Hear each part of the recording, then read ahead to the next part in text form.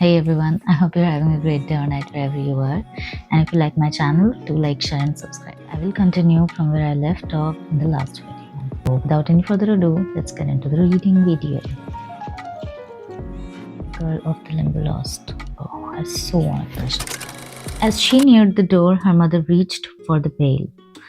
I forgot to tell you to bring home your scraps for the chickens, she said. Elnora entered. There weren't any scraps, and I am hungry again as I ever was in my life.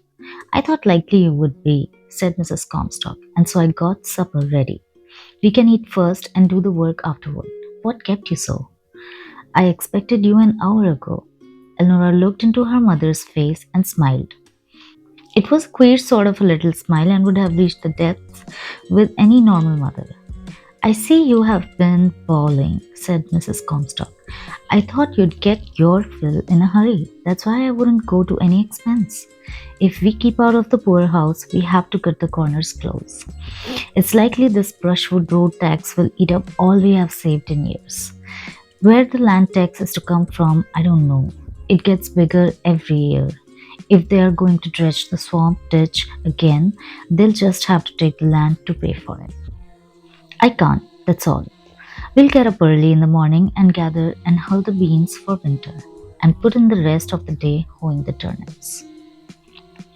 Elnora again smiled that beautiful smile. Do you think I didn't know I was funny and would be laughed at? She asked. Funny? Cried Mrs. Comstock hotly. Yes, funny. A regular caricature, answered Elnora. No one else wore calico, not even one other. No one else wore high, heavy shoes, not even one. No one else had such a funny little old hat. My hair was not right, might have been invisible compared with the others. I did not know where to go or what to do, and I had no books. What a spectacle I made for them. Elnora laughed nervously at her own picture. But there are always two sides. The professor said in the algebra class that he never had a better solution and explanation than mine of the proposition he gave me, which scored one for me in spite of my clothes. Well, I wouldn't brag on myself. That was poor taste, admitted Elnora. But you see, it is a case of whistling to keep up my courage. I honestly could see that I would have looked just as well as the rest of them if I had been dressed as they were. We can't afford that, so I have to find something else to brace me. It was rather bad, mother. Well, I'm glad you got enough of it. Oh, but I haven't, hurried in Elnora. I just got a start. The hardest is over. Tomorrow, they won't be surprised. They will know what to expect. I'm sorry to hear about the dredge. Is it really going through? Yes, I got my notification today. The tax will be something enormous.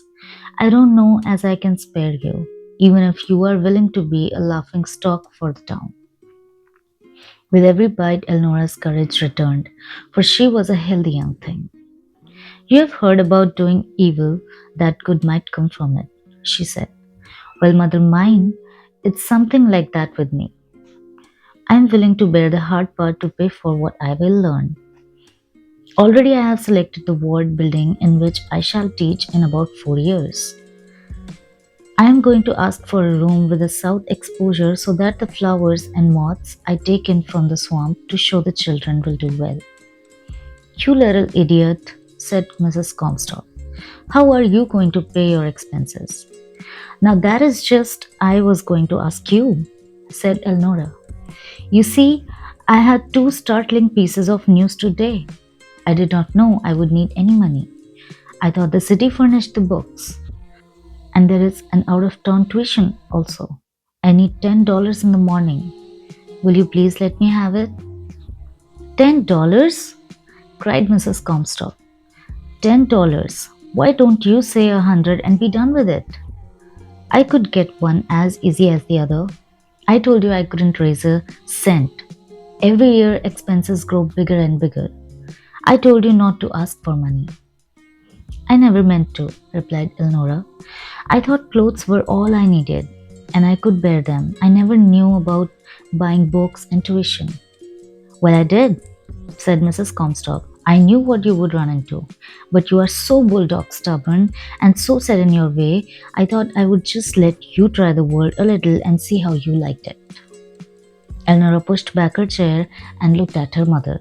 Do you mean to say, she demanded, that you knew when you let me go into a city classroom and reveal the fact before all of them that I expected to have my books handed out to me?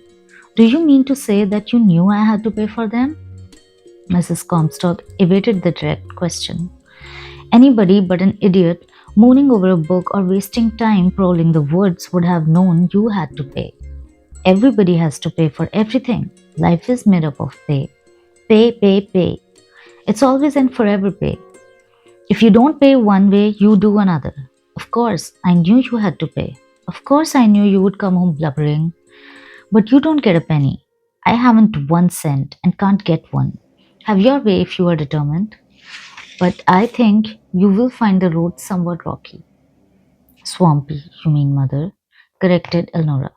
She arose white and trembling. Perhaps someday God will teach me how to understand you. He knows I do not now. You can't possibly realize just what you let me go through today or how you let me go. But I'll tell you this. You understand enough that if you had the money and would offer it to me, I wouldn't touch it now.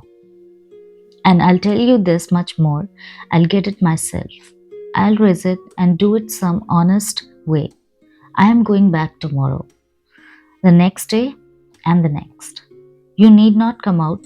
I'll do the night work and hoe the turnips.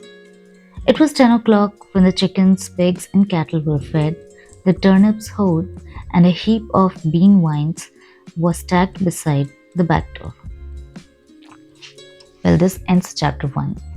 And Elnora is finally making up her mind to go back to the school the next day, even though she does not have any money and she does not have any clothes and she doesn't even have the tuition fee. But let's see what happens in the next chapter. So, till then, bye bye.